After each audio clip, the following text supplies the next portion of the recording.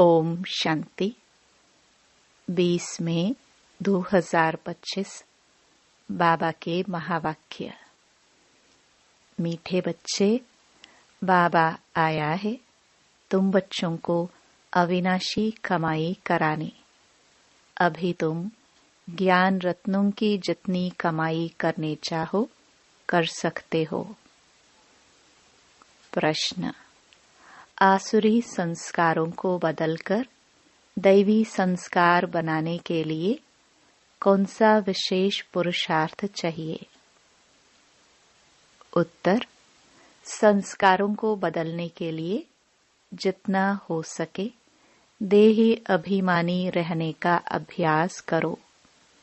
देह अभिमान में आने से ही आसुरी संस्कार बनते हैं।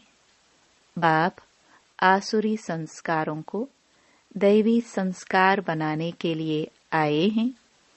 पुरुषार्थ करो। पहले मैं देही आत्मा हूँ, पीछे यह शरीर है। गीत। तूने रात गवाई सो के। ओम शांति। यह गीत तो बच्चों ने बहुत बार सुने हैं। रूहानी बच्चों प्रति रूहानी बाप सावधानी देते रहते हैं कि यह समय खोने का नहीं है। यह समय बहुत भारी कमाई करने का है। कमाई कराने के लिए ही बाप आया हुआ है। कमाई भी अताह है। जिसको जितनी कमाई करनी हो उतनी कर सकते हैं। यह है अविनाशी ज्ञान रत्नों से झोली भरने की कमाई। यह है भविष्य के लिए। वह है भक्ति। यह है ज्ञान। मनुष्य यह नहीं जानते हैं कि भक्ति तब शुरू होती है जब रावण राज्य शुरू होता है। फिर ज्ञान तब शुरू होता है जब बाप आकर राम राज्य स्थापन करते हैं। ज्ञान है ही नई दुनिया के लिए। भक्ति है पुरानी दुनिया के लिए। अब बाप कहते हैं पहले तो अपने को देही आत्मा समझना है। तुम बच्चों की बुद्धि में है। हम पहले आत्मा हैं, पीछे शरीर है। परंतु ड्रामा प्लान अनुसार मनुष्य सब रॉन्ग हो गए हैं। इसलिए उल्टा समझ लिया है कि पहले हम देह हैं, फिर देही हैं। बाप कहते हैं यह तो विनाशी है। इसको तुम लेते और छोड़ते हो। संस्कार आत्मा में रहते हैं। देह अभिमान में आने से संस्कार आसुरी बन जाते हैं। फिर आसुरी संस्कारों को दैवी बनाने के लिए बाप को आना पड़ता है। यह सारी रचना उस एक रचता बाप की ही है। उनको सब फादर कहते हैं। जैसे लौकिक बाप को भी फादर ही कहा जाता है। बाबा और मम्मा यह दोनों अक्षर बहुत मीठे हैं। रचता तो बाप को ही कहेंगे। वह पहले माँ को एडॉप्ट करते हैं, फिर रचना रचते हैं। बेहद का बाप भी कहते हैं कि मैं आकर इनमें प्रवेश करता हूँ। इनका नाम बाला है। कहते भी हैं भागीरथ। मनुष्य का ही चित्र दिखाते हैं। कोई बैल आदि नहीं है। भागीरथ मनुष्य का तन है। बाप ही आकर बच्चों को अपना परिचय देते हैं। तुम हमेशा कहो हम बाप दादा के पास जाते हैं। सिर्फ बाप कहेंगे तो वह निराकार हो जाता है। निराकार बाप के पास तो तब जा सकते जब शरीर छोड़े। ऐसे तो कोई भी जा नहीं सकते। यह नॉलेज बाप ही देते हैं। यह नॉलेज है भी बाप के पास। अविनाशी ज्ञान रत्नों का खजाना है। बाप है ज्ञान रत्नों का सागर। पानी की बात नहीं।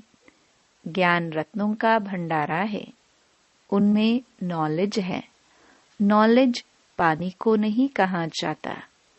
जैसे मनुष्य को बैरिस्टर, डॉक्टरी आदि की नॉलेज होती है, यह भी नॉलेज है।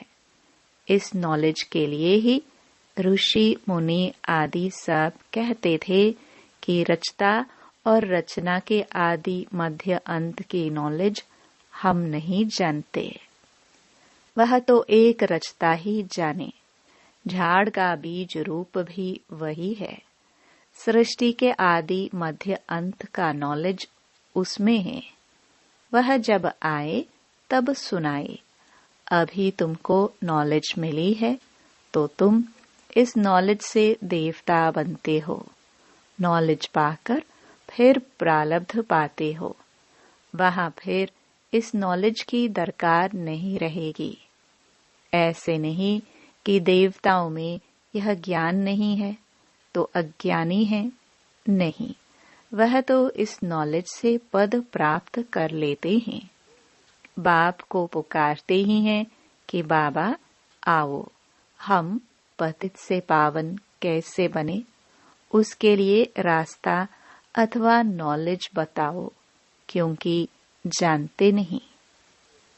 अभी तुम जानते हो, हम आत्माएं शांति धाम से आई हैं। वहां आत्माएं शांत में रहती हैं। यहाँ आए हैं पाठ बजाने। यह पुरानी दुनिया है तो जरूर नई दुनिया थी। वह कब थी, कौन राज्य करते थे, यह कोई नहीं जानते। तुमने अभी बाप द्वारा जाना है। बाप है ही ज्ञान का सागर, सद्गति दाता।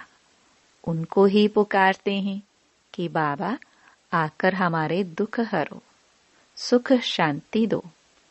आत्मा जानती है, परंतु तमो प्रधान हो गई है। इसलिए फिर से बाप आकर परिचय दे रहे हैं। मनुष्य न आत्मा को न परम आत्मा को जानते हैं। आत्मा को ज्ञान ही नहीं जो परमात्म अभिमानी बने। आगे तुम भी नहीं जानते थे, अभी ज्ञान मिला है तो समझते हो। बरोबर सूरत मनुष्य की थी और सीरत बंदर की थी।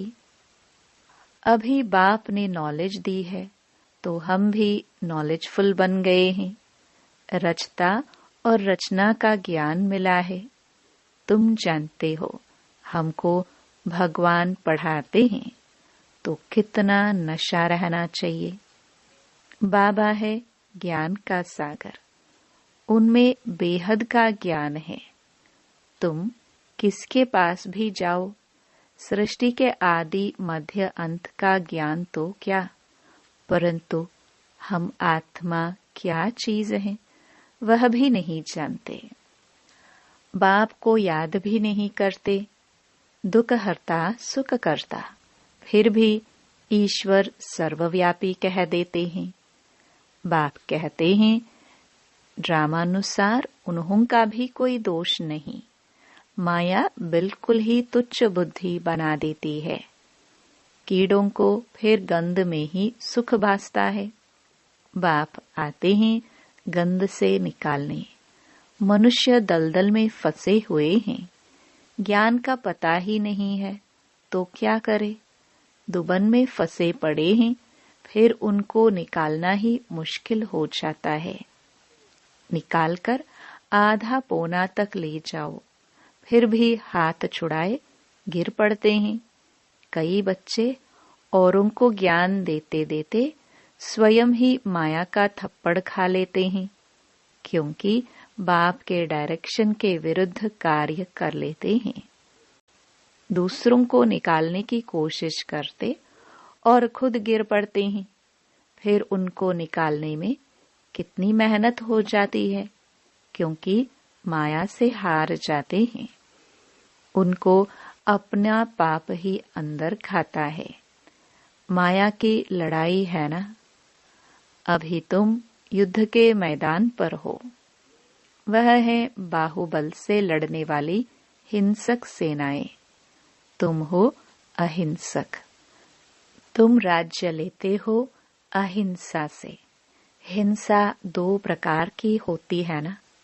एक है काम कटारी चलाना और दूसरी हिंसा है किसको मारना पीटना।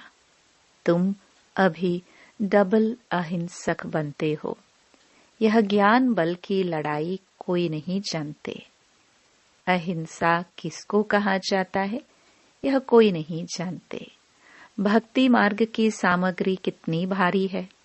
गाते भी हैं पतित पावन आओ, परंतु मैं कैसे आकर पावन बनाता हूँ यह कोई नहीं जानते। गीता में ही भूल कर दी है जो मनुष्य को भगवान कह दिया है। शास्त्र मनुष्यों ने ही बनाए हैं, मनुष्य ही पढ़ते हैं।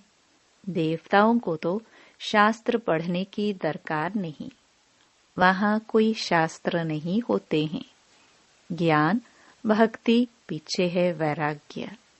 किसका वैराग्य? भक्ति का। पुरानी दुनिया का वैराग्य है, पुराने शरीर का वैराग्य है। बाप कहते हैं इन आंखों से जो कुछ देखते हो वह नहीं रहेगा। इस सारी छीछी दुनिया से वैराग्य है। बाकी नई दुनिया का तुम दिव्य दृष्टि से साक्षात्कार करते हो। तुम पढ़ते ही हो नई दुनिया के लिए। यह पढ़ाई कोई इस जन्म के लिए नहीं है, और जो भी पढ़ाई है वह होती है उसी समय उसी जन्म के लिए। अब तो है संगम, इसलिए तुम जो पढ़ते हो उसकी प्रारब्ध तुमको नई दुनिया में मिलती है। बेहद के बाप से कितनी बड़ी प्रारब्ध तुमको मिलती है। बेहद के बाप से बेहद सुख की प्राप्ति होती है। तो बच्चों को पूरा पुरुषार्थ कर श्रीमत पर चलना चाहिए। बाप है श्रेष्ठ ते श्रेष्ठ, उनसे तुम श्रेष्ठ बनते हो। वह तो सदैव है ही श्रेष्ठ, तुमको श्रेष्ठ बनाते हैं। 84 जन्म लेते लेते फिर तुम भ्रष्ट बन जाते हो। बाप कहते मैं तो जन्म मरण में नहीं आता हूँ, मैं अभी भाग्यशाली रथ में ही प्रवेश करता हूँ जिसको तुम बच्चों ने पहचाना है। तुम्हारा अभी छोटा झाड़ है, झाड़ को तूफान भी लगते हैं ना, पत्ते झड़ते रहते हैं, ढेर फूल निकलते हैं, फिर तूफान लगने से गिर पड़ते हैं। कोई कोई अच्छी रीति फल लग जाते हैं, फिर भी माया के तूफान से गिर पड़ते हैं। माया का तूफान बहुत तेज है। उस तरफ है बाहुबल, इस तरफ योग बल अथवा याद का बल। तुम याद अक्षर पक्का कर लो। वो लोग योग योग अक्षर कहते रहते हैं, तुम्हारी है याद। चलते फिरते बाप को याद करते हो, इसको योग नहीं कहेंगे। योग अक्षर सन्यासियों का नामी ग्रामी है। अनेक प्रकार के योग सिखाते हैं। बाप कितना सहज बतलाते हैं। उठते बैठते चलते फिरते बाप को याद करो। तुम आधा कल्प के आशुक हो, मुझे याद करते आए हो। अब मैं आया हूँ। आत्मा को कोई भी नहीं जानते, इसलिए बाप आकर रियलाइज कराते हैं। यह भी समझने की बड़ी महीन बातें हैं। आत्मा अति सूक्ष्म और अविनाशी है। न आत्मा विनाश होने वाली है, न उनका पाठ विनाश हो सकता है। यह बातें मोटी बुद्धि वाले मुश्किल समझ सकते हैं। शास्त्रों में भी यह बातें नहीं हैं। तुम बच्चों को बाप को याद करने की बहुत मेहनत करनी पड़ती है। ज्ञान तो बहुत सहज है, बाकी विनाश काले प्रीत बुद्धि और विपरीत बुद्धि यह याद के लिए कहा जाता है। याद अच्छी है तो प्रीत बुद्धि कहा जाता है। प्रीत भी अव्यभिचारी चाहिए। अपने से पूछना है, हम बाबा को कितना याद करते हैं? यह भी समझते हैं, बाबा से प्रीत रखते रखते जब कर्मातीत अवस्था होगी तब यह शरीर छूटेगा और लड़ाई लगेगी।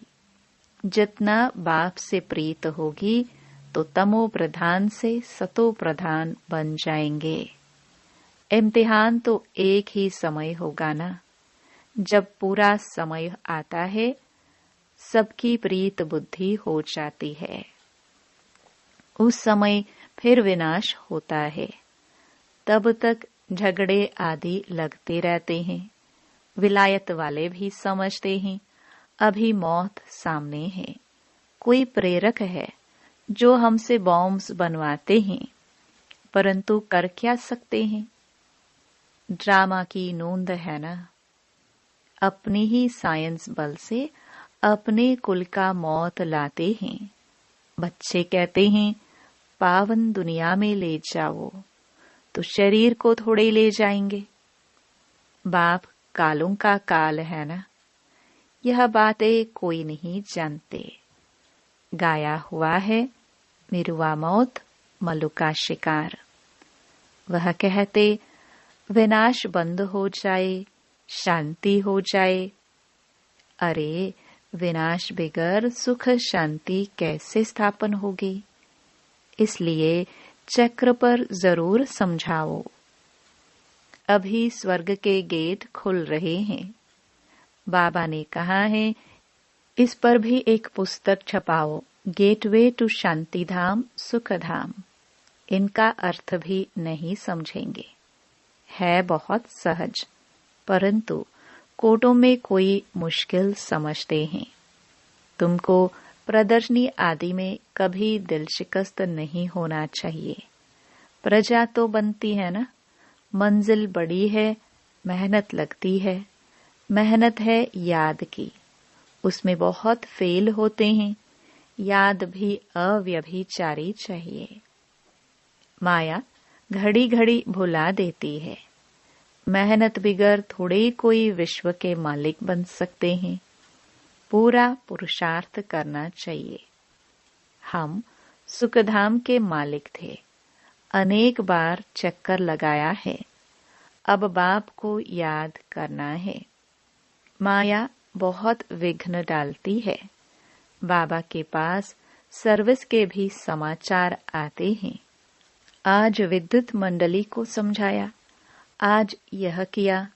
ड्रामानुसार माताओं का नाम बाला होना है। तुम बच्चों को यह ख्याल रखना है। माताओं को आगे करना है। यह है चैतन्य दिलवाला मंदिर। तुम चैतन्य में बन जाएंगे, फिर तुम राज्य करते रहेंगे। भक्ति मार्ग के मंदिर आदि रहेंगे नहीं। अच्छा, मीठे मीठे सिखिलदे बच्चों प्रति मात पिता बाप दादा का याद प्यार और गुड मॉर्निंग। रूहानी बाप की रूहानी बच्चों को नमस्ते। धारणा के लिए मुख्य सार। पहला, एक बाप से अव्यभिचारी प्रीत रखते रखते कर्मातीत अवस्था को पाना है। इस पुरानी देह और पुरानी दुनिया से बेहद का वैराग्य हो। दूसरा, कोई भी कर्तव्य बाप के डायरेक्शन के विरुद्ध नहीं करना है। युद्ध के मैदान में कभी भी हार नहीं खानी है।